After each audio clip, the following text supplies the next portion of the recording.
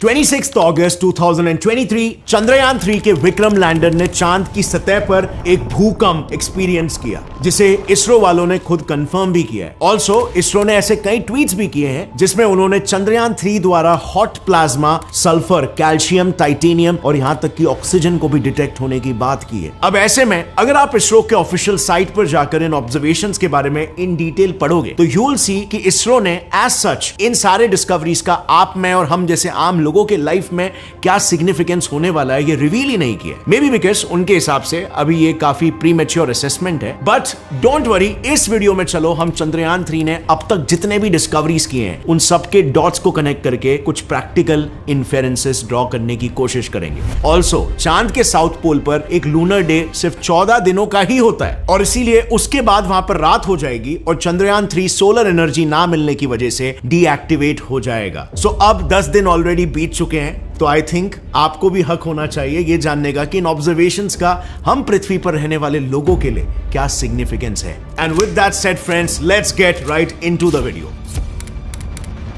सो शुरू करते हैं 26 अगस्त के दिन से, जब पीएम मोदी जी ने चंद्रयान 3 के लैंडिंग साइट का ऑफिशियली नाम रखा शिव शक्ति। जिस स्थान पर चंद्रयान 3 का मून लैंडर उतरा है, अब उस पॉइंट को शिव शक्ति के नाम से जाना जाएगा। और 23 अगस्त यानी कि जिस दिन चंद्रयान 3 लैंड हुआ उसे डेजिग्नेट किया गया एज हमारा national space day. A proud moment for us Indians indeed, right?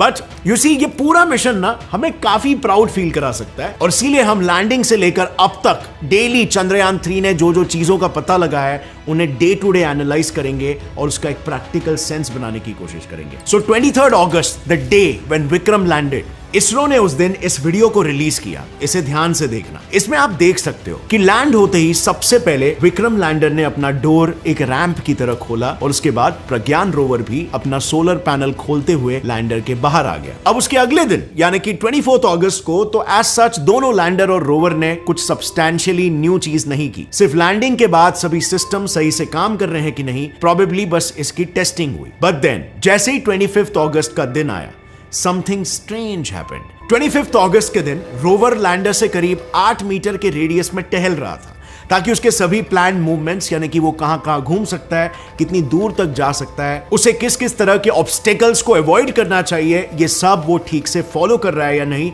ये वेरीफाई किया जा सके। बट जैसे ही ये फाइनल टेस्ट कंप्लीट हुआ और लैंडर और रोवर इन दोनों के सभी इंस्ट्रूमेंट्स को एक्टिवेट किया गया, लैंडर पर लगा ये इल्सा नाम का जो डिवाइस आप देख रहे हो ना, इसने चांद की सतह से एक स्ट्रेंज वाइब्रेशन रिकॉर्ड किया जो अकॉर्डिंग टू इसरो किसी मशीन या रोवर से जुड़ा वाइब्रेशन बिल्कुल नहीं था। दरअसल हुआ यूं कि ये जो instrument for lunar seismic activity ILSA नाम का इक्विपमेंट है, ये एज यू कैन सी चांद की सतह पर प्लेस्ड है। अब ये इल्सा बेसिकली पृथ्वी पर हम जो नॉर्मल भूकंप नापने वाले साइस्मोग्राफ्स यूज करते हैं उसी का एक एक्सट्रीमली सेंसिटिव इलेक्ट्रिकल वर्जन है जो भूकंप के वाइब्रेशंस किसी पेपर पर नहीं बल्कि ऑनलाइन और भी ज्यादा एक्यूरेटली रिकॉर्ड करता है। तो इसने 26 अगस्त को कुछ इस तरह का वाइब्रेशन का ग्राफ यानी साइस्मिक एक्टिविटी रिकॉर्ड की। अब ऐसे ग्राफ्स जब कोई हाईली सेंसिटिव इंस्ट्रूमेंट्स रिकॉर्ड करता है तो चांसेस होते हैं कि उसने आसपास चल रहे किसी machine, in are case Pragyan rover की मूवमेंट से पैदा हुए वाइब्रेशन को रिकॉर्ड किया हो।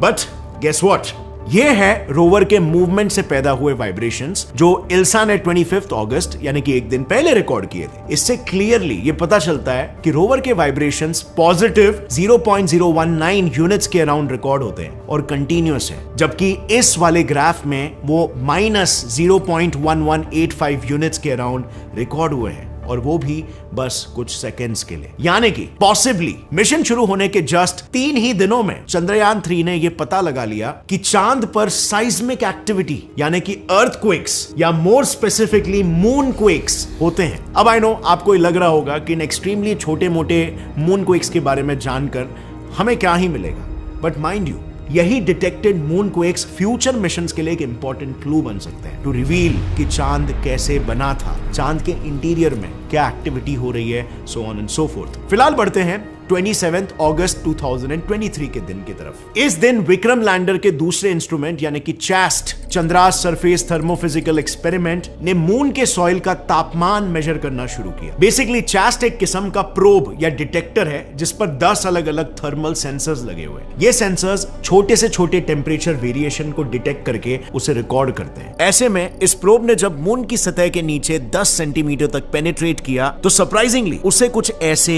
वियर्ड ऑब्जर्वेशंस मिले। Here as we can see moon की सतह के ऊपर तो तापमान अराउंड 50 डिग्री सेल्सियस तक गर्म होता है, बट जैसे ही हम सरफेस से नीचे जाते हैं टेम्परेचर्स ड्रास्टिकली गिरने लगते हैं। लाइक लिटरली महज 10 सेंटीमीटर की डेप्थ पर टेम्परेचर 50 डिग्री सेल्सियस से सीधा -10 डिग्री सेल्सियस तक ड्रॉप हो जाता है। अब ऐसा सिर्फ तभी मुमकिन है जब मून की टॉप सॉइल एक थर्मल इंसुलेटर की तरह काम करती है और सूरज की हीट को जमीन में पेनिट्रेट करने से रोकती हो। इसीलिए हमने क्या किया, हमने इसरो की ऑफिशियल वेबसाइट पर यह ढूंढने की कोशिश की कि प्रज्ञान रोवर को अब तक कौन से एलिमेंट्स मून की सॉइल में मिले हैं जो थर्मल इंसुलेशन प्रोवाइड करते हो। And now what we found there was just what we expected। और उसे बाय द वे हम आगे डिस्कस भी करेंगे, लेकिन फिलहाल बस इतना समझ लो कि मून की टॉप सॉइल से रिलेटेड ये टेम्परेचर वेरिएशन के रिजल्ट्स हमें मून कॉलोनाइजेशन में भी मदद कर सकते हैं। क्योंकि देखो मून की सरफेस का तापमान कभी कभी -232 डिग्री सेल्सियस तक पहुंच जाता है। सो इन फ्यूचर अगर हम इस मून सॉइल से ब्रिक्स वगैरह बना सके तो ये रूम्स के अंदर की हीट को बाहर लीक होने से रोक सकता है। एनीवे, अब आते हैं 28 अगस्त पर, जब इस बार प्रज्ञान रोवर ने अपने 2 हाईटेक इंस्ट्रूमेंट से मून की सॉइल की जांच शुरू की। 28 अगस्त 2023 को चंद्रयान 3 की लिब्स यानी लेजर इंड्यूस्ड ब्रेकडाउन स्पेक्ट्रोस्कोपी ने इसरो को यह इमेज भेजी जिसमें उसने aluminium, sulphur, calcium, iron, chromium, titanium, manganese, silicon और ऑक्सीजन जैसे एलिमेंट्स को लूनर सॉइल में डिटेक्ट किया। इतना ही नहीं, लिब्स के इन ऑब्जर्वेशंस को रोवर के दूसरे इंस्ट्रूमेंट APXS ने भी कंफर्म किया। अब दोनों ही इंस्ट्रूमेंट्स द्वारा इन एलिमेंट्स का कंफर्म होना इसीलिए सिग्निफिकेंट है क्योंकि भले ही दोनों भी इंस्ट्रूमेंट्स काम सेम करते हो पर उनके एलिमेंट डिटेक्ट करने के तरीके काफी अलग है। लिब्स उसमें मौजूद लेजर बीम को लूनर सॉइल के छोटे से हिस्से में फोकस करता है। इस बीम से वहां मौजूद लूनर सॉइल गर्म होकर प्लाज्मा का रूप ले लेता है। And since plasma basically solids, liquids and gases की ही तरह मैटर का 4th फंडामेंटल स्टेट है made up of ions and electrons, तो ये प्लाज्मा फिर से ठंडा होते समय लाइट एमिट करता है which is detected by libs. इसके बाद ये लिब्स उसमें लगे स्पेक्ट्रोमीटर की मदद से लाइट को एनालाइज करके उसमें मौजूद एलिमेंट्स की जानकारी लेता है। For context, her element, ion और मॉलिक्यूल एक स्पेसिफिक वेवलेंथ की लाइट एब्जॉर्ब करते हैं। सो एक स्पेक्ट्रोमीटर यही देखता है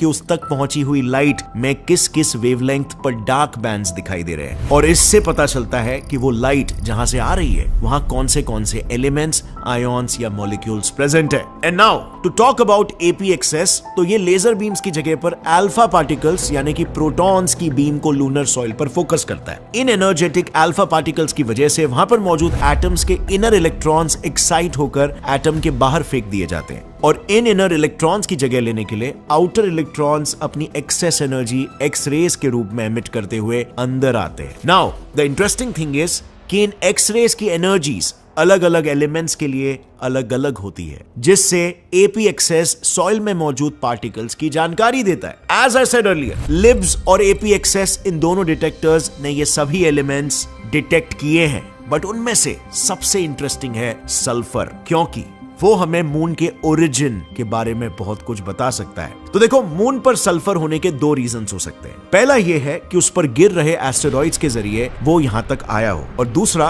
कि वहां पर शायद पहले से ही मौजूद था। नाउ अगर इसरो इस सेकेंड पॉसिबिलिटी को प्रूव कर पाई तो इससे ये साबित होगा कि पास्ट में मून पर वोल्केनिक एक्टिविटी होती थी, because as we know sulphur volcanoes के इरप्शन के समय बनता है। बट अब जरा रिकॉल करने की कोशिश करो कि मैंने शुरू में क्या बताया था कि लैंडर पर लगे इल्सा ने मून को एक्स डिटेक्ट किए हैं। सो क्या मून पृथ्वी की ही तरह जियोलॉजिकली एक्टिव है? अगर फ्यूचर में ये कंफर्म हो जाता है तो फिर क्या इससे हमें उस क्रूशियल सवाल का जवाब मिल सकता है, विच इज कि क्या मून पहले पृथ्वी का एक हिस्सा था कि नहीं? Well, absolutely, but for now हम ये जरूर कह सकते हैं कि प्रोबेबली सल्फर वहां भारी मात्रा में मौजूद है, which is a good thing. अगर आप लोग को ये याद होगा फ्रेंड्स, तो कुछ देर पहले ही मैंने ये बताया था कि चास्ट के ऑब्जर्वेशन से हमें ये पता चला कि लूनर सॉइल एक इंसुलेटर की तरह काम करता है। अब इस ऑब्जर्वेशन के बेसिस पर हम लिब्स और एपीएक्सएस द्वारा डिटेक्टेड एलिमेंट्स की मात्रा का एक रफ एस्टिमेट बता सकते हैं। कैसे? रुको बताता हूं। हमें बस इन एलिमेंट्स में से कौन से एलिमेंट्स हीट को ट्रैप करते हैं, यानी कि थर्मल इंसुलेटर है, इसे पता करना होगा। And what I found is इनमें से सल्फर, टाइटेनियम और कैल्शियम सल्फेट काफी अच्छे थर्मल इंसुलेटर्स हैं। तो हम इन दोनों इंस्ट्रूमेंट्स के ऑब्जर्वेशंस को एक मैक्रो पर्सपेक्टिव से अगर देखें तो इससे हम ये अनुमान लगा सकते हैं कि मून पर सल्फर और टाइटेनियम की मात्रा काफी ज्यादा होगी। अब आते हैं 31 अगस्त के दिन पर। इस दिन विक्रम लैंडर पर लगे रैम्भा एलपी नाम के एक इंस्ट्रूमेंट ने साउथ पोलर रीजन में नियर सरफेस प्लाज्मा को स्टडी करना शुरू किया। ये रैम्भा एलपी बेसिकली एक एंटेना जैसा दिखने वाला प्रोब है जो मून के पूरे एटमॉस्फेयर में प्लाज्मा कंसंट्रेशन की जांच करता है, क्योंकि सोलर रेडिएशंस की वजह से मून सॉइल के पार्टिकल्स एक्साइट होते हैं और आयॉन्स और इलेक्ट्रॉन से बने प्लाज्मा में तब्दील हो जाते हैं। Now as we all know, flowing ionized particles यानी कि करंट। तो रैम्भा एलपी ने बस इसी करंट को डिटेक्ट करके प्लाज्मा में मौजूद आयॉन्स और इलेक्ट्रॉन्स का कंसंट्रेशन डिटेक्ट किया। अब इसके तहत उन्होंने ये देखा कि चांद के हर क्यूबिक मीटर वॉल्यूम में करीब 30 मिलियन इलेक्ट्रॉन्स मौजूद है, जबकि अर्थ के एटमॉस्फेयर में इतने नंबर ऑफ इलेक्ट्रॉन्स तो लिटरली सिर्फ 1 सेंटीमीटर क्यूब के वॉल्यूम में। And now this is huge, क्योंकि आइडियली एटमॉस्फेयर में बहुत ज्यादा प्लाज्मा या चार्ज पार्टिकल्स का कंसंट्रेशन कम्युनिकेशन में इस्तेमाल होने वाले रेडियो वेव्स के साथ इंटरफियर करके बैकग्राउंड नॉइस क्रिएट करता है। लेकिन अब रैम्भा एलपी के डेटा की मदद से चांद पर जितने भी फ्यूचर मिशंस होंगे, चाहे वो इंडिया के हो या किसी और कंट्री के, तो वो लोग इसी बैकग्राउंड नॉइस को कंप्यूटर से फिल्टर करके ज्यादा क्लियर कम्युनिकेशन कर सकते हैं। एंड ऑल्सो इस डेटा से फ्यूचर में बनने वाले मून कॉलोनीज को प्लाज्मा प्रूफ बनाने में भी मदद मिल सकती है। लेकिन फ्रेंड्स, मून को कॉलोनाइज करने के लिए हम पृथ्वी की ब्रिक्स को तो वहां पर लेकर नहीं जा सकते, क्योंकि इसमें 2 प्रॉब्लम्स हैं। सबसे पहला ट्रांसपोर्टेशन और दूसरा मून पर गिरने वाले सोलर रेडिएशंस। और इसीलिए हमें ऐसे ब्रिक्स को डिजाइन करना होगा जो मून के एटमॉस्फेयर में ही सालों साल टिक सके। और इसीलिए इसरो और इंडियन इंस्टीट्यूट ऑफ साइंस के रिसर्चर्स ने मिलकर ऐसे ब्रिक्स को बनाने के लिए पहली बार बायोलॉजी और मैकेनिकल इंजीनियरिंग, इन दोनों फील्ड्स को साथ में मिलाकर एक सस्टेनेबल प्रोसेस डेवलप किया है। अब मून ब्रिक्स के one of the leading researchers के साथ मैंने ऑलरेडी एक पॉडकास्ट कर लिया है, बहुत ही जल्द आने वाला है वो get set fly science channel पर, so absolutely stay tuned for that. But उससे पहले थोड़ा सा जान लेते हैं कि इन रिसर्चर्स ने किन मेन 4 चीजों का इस्तेमाल किया। पहला, ह्यूमन यूरिन से एक्सट्रैक्ट किया यूरिया। दूसरा, आर्टिफिशियल मून सॉइल, क्योंकि उनको एक्सपेक्टेड था कि रियल मून सॉइल में कैल्शियम होगा। तीसरा, डेली लाइफ में यूज होने वाली ग्वार बीन्स से एक्सट्रैक्ट किया हुआ guar gum. And last but not the least, sporosarcina pasteurii bacteria, जो यूरिया और कैल्शियम को इस्तेमाल करके मजबूत कैल्शियम कार्बोनेट क्रिस्टल्स बनाता है। सो पॉडकास्ट के लिए बने रहना, साइंटिस्ट आलोक कुमार जी आपको डिटेल में एक्सप्लेन करेंगे। बट एक्चुअली में इसको बनाने की प्रोसेस काफी सिंप्लीफाई की गई है कि आपको लिटरली बस इन्हें मिक्स करके 12 से 15 दिनों के लिए इंक्यूबेशन में रखना है। Seems promising, right? लेकिन इसमें भी एक प्रॉब्लम है अभी। जब टीम इस पूरे प्रोसेस को परफॉर्म कर रही थी, तब उन्हें एक बात याद आई कि लूनर सॉइल में बहुत से सॉल्ट्स मौजूद हैं, लाइक केओट्रोपिक सॉल्ट्स, सल्फेट सॉल्ट्स, जो माइक्रो ऑर्गेनिजम्स के मेटाबॉलिज्म को रोकते हैं। अब अगर मेटाबॉलिज्म ही नहीं होगा तो कैल्शियम कार्बोनेट क्रिस्टल्स ही फॉर्म नहीं होंगे। यानी कि ऑल इन ऑल अभी इस मेथड में सिर्फ एक ही लिमिटेशन है, बैक्टीरिया। अगर किसी तरह से हम इन बैक्टीरिया को सल्फेट सॉल्ट से आइसोलेटेड रख के ये प्रोसेस कर पाए तो हम ये ब्रिक्स बना सकते हैं। बिकॉज जो दूसरा लिमिटेशन हो सकता था कि मून सॉइल में कैल्शियम है भी कि नहीं, ये ऑलरेडी लिब्स और एपीएक्सएस ने रूल आउट कर दिया है। सो टू समराइज एवरीथिंग, चंद्रयान 3 ने सॉइल कंपोनेंट्स, सरफेस पर मौजूद प्लाज्मा की एनर्जी, लूनर सॉइल टेम्परेचर और मून क्वेक्स तक डिटेक्ट कर दिए हैं। और ये सब इसीलिए ताकि मून कितना हैबिटेबल है ये जाना जा सके। लेकिन अगर आपने ध्यान दिया होगा तो हमने इसमें एक इंपॉर्टेंट चीज अब तक मिस कर दी है, जिस चीज ने चंद्रयान 2 को लेकर काफी ज्यादा हाइप क्रिएट कर दिया था, पानी। तो इसे डिटेक्ट करने के लिए चंद्रयान 4 की तैयारी ऑलरेडी शुरू हो चुकी है। दरअसल इसरो का अगला मून मिशन चंद्रयान 4 या LUPEX, Japanese space agency JAXA के साथ कोलैबोरेशन में होने वाला है, जो अराउंड 2026 को लॉन्च होगा। यहाँ पर इसरो एक तरह से जैक्सा के रोवर को सॉफ्ट लैंडिंग कराने में मदद करेगा, क्योंकि इस मिशन में चांद पर भेजा जाने वाला रोवर और लॉन्च व्हीकल जैक्सा का होगा और वहीं पर लैंडर इसरो द्वारा मैन्युफैक्चर किया होगा। लूपेक्स का मेन फोकस मून के पोलर रीजन्स पर वाटर ट्रेसेस ढूंढने पर होगा। इसी के साथ साउथ पोल पर ह्यूमन लैंडिंग के लिए सेफ पॉइंट्स की खोज करना और सबसे जरूरी लूनर नाइट के दौरान वहां पर सर्वाइवल कंडीशंस की जांच पड़ताल भी होगी। और ऐसा इसीलिए फ्रेंड्स बिकॉज जैसे मैंने पहले कहा, रात के वक्त मून के पोलर रीजन्स का तापमान अनबिलीवेबली ठंडा हो जाता है और इसीलिए इस मिशन में जो लैंडर इस्तेमाल किया जाएगा वो करंट लैंडर विक्रम के मुकाबले साइज में छोटा होगा। साथ ही इस मिशन के जरिए जो ऑब्जर्वेशंस चंद्रयान 3 में इनकम्प्लीट रहेंगे उन्हें भी पूरा किया जाएगा। बट एक सेकेंड यहां पर 2010 में जैक्सा के हायाबुसा मिशन के चलते जापानीज साइंटिस्टों ने उनके एक स्पेसक्राफ्ट को लिटरली एस्ट्रॉइड 25143 इटोकावा पर लैंड करवाया था और उसकी मदद से वो उस एस्ट्रॉइड के सैंपल्स भी कलेक्ट करके पृथ्वी पर ला पाए थे। सो क्या जापानीज साइंटिस्ट को इसरो की सही में जरूरत है? वेल, अगर आपने जैक्सा के हायाबुसा मिशन को डिटेल में स्टडी किया होगा ना, तो यू माइट नो कि नंबर 1 वो एस्ट्रॉइड मून से भी 5 गुना ज्यादा दूर है और नंबर 2 उसकी साइज चांद से करीब 11,000 गुना कम है। यानी कि अगर टेक्निकली देखा जाए तो उस एस्ट्रॉइड पर उतरना मून पर उतरने से कंपैरेटिवली ज्यादा आसान था, बिकॉज मून की ग्रेविटी स्पेसक्राफ्ट को और तेजी से अपने तरफ खींचती है और कम डिस्टेंस की वजह से समय रहते स्पेसक्राफ्ट को रोकना बहुत ही ज्यादा मुश्किल हो जाता है। इनफैक्ट यही वजह है कि अभी अप्रैल 2023 को जापान ने जो मून मिशन कंडक्ट किया था, हकुटो आर मिशन 1, वो लैंडिंग के वक्त क्रैश हो गया और इसीलिए इस बार लूपेक्स में लैंडर इसरो का होने वाला है, क्योंकि चंद्रयान 3 के विक्रम लैंडर ने लॉन्च से लेकर लैंडिंग तक अपने आप को प्रूफ करके दिखा दिया है। इनफैक्ट जब मैंने शुरू में कहा था कि 4 सितंबर को प्रज्ञान रोवर को इसरो ने स्लीप पर डाल दिया है, आई नो आपके दिमाग में एक ख्याल आया होगा कि विक्रम लैंडर का क्या वो पूरे लूनर नाइट के वक्त ऑन ही रहेगा? तो वेल, ऐसा नहीं है, उसे भी हाइबरनेशन में डालना होता है। लेकिन इसरो ने उसे स्लीप पर डालने से पहले उसके लिए second soft landing mission plan रखा था। बेसिकली इसरो ने 4 सितंबर को विक्रम को एक सेकेंड सॉफ्ट लैंडिंग का कमांड दिया